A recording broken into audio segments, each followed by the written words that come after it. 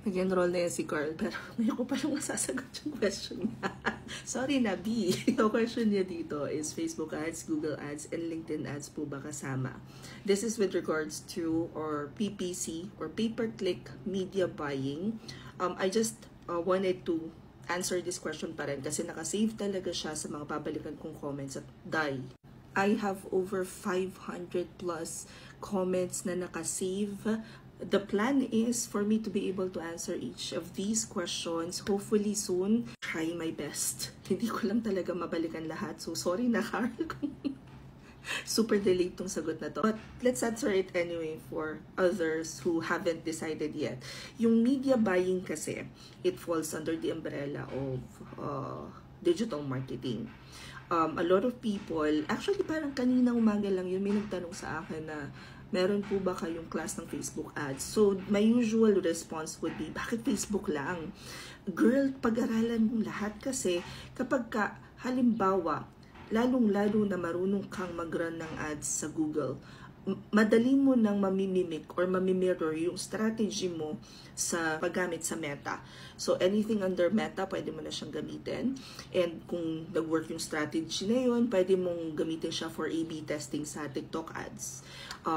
Alam mo yung strategy mo sa isa, pwede mong subukan as in trial and error kung ano yung mag-work sa iba't ibang platform.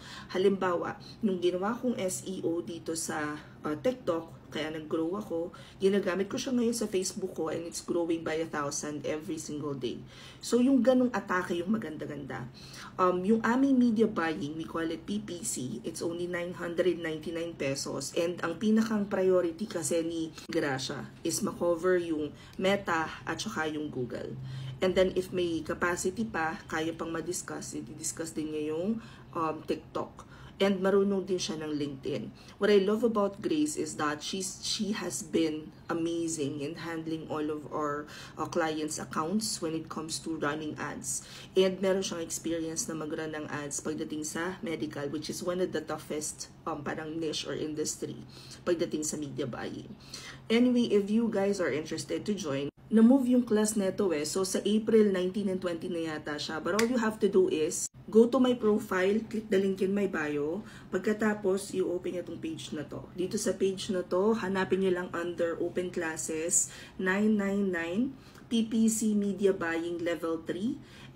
Level 3 means meron siyang kasama na internship.